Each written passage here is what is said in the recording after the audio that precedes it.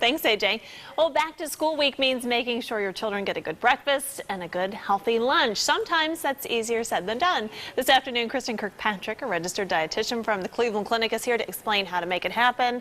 This is a monumental task. Exactly. Thanks for being here. This is difficult for moms and dads that are starting off the day and want to make sure that their child gets something healthy so their child can go to school and perform academically really great. I remember my mom said, just eat something before you leave, because you never wake up with enough time, but if you do. Yeah, and actually, Amanda, that's the first tip.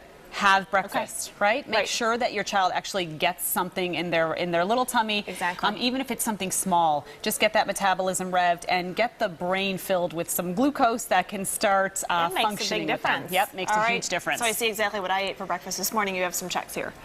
Checks. So the reason I have a nice whole grain cereal next to one that is maybe not the best option is because my second tip is really to avoid cereals with food dyes.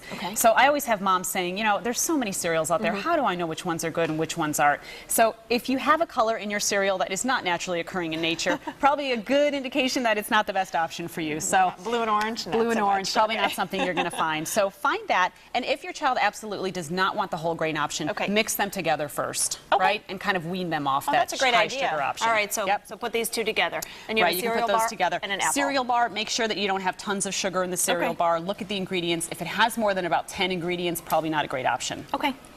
And then apple, we all know. Apple, our kids today are getting less fruits and vegetables than they have ever gotten. So what we want to do is make sure we get a fruit or a vegetable in their breakfast right off the bat. It just seems crazy because we see these pushes everywhere for more and more and more. And so, but yet we're not eating as much. All right. Okay. All right, so let's move on to lunch, because you got to pack the lunch the night before if you want to really think it through. So if you're doing it the night before, involve your child. The more involved children are with food, preparation of food, buying food, whatever it is, the more likely they are going to eat it. They're going to be more proud of it. And I know you'd be very excited to eat this sandwich because it's a K. It's a K. That happens to be my initial. I'm a little biased on that one. But yeah, take the initials of your child and you can make the sandwich and then have the kid actually make the initials. And that's kind of fun. They can go to school and they can show their friends and they can have fun while eating. Theirs will be different. Exactly. All right. So the yogurt's K's pretty cool too, though. I bet. K's always taste better.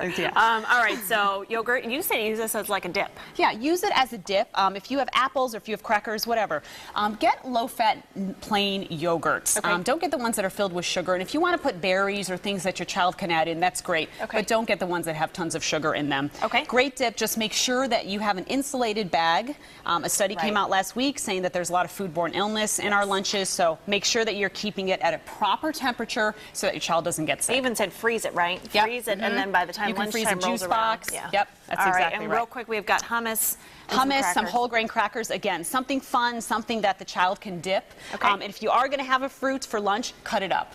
Much more likely to have cut up fruit. It's easier, much less likely to have this one that's I think that's even true for adults. Yeah, I think so. Good tips. Thanks for being here. We appreciate it. Well, still to come this noontime, it's the perfect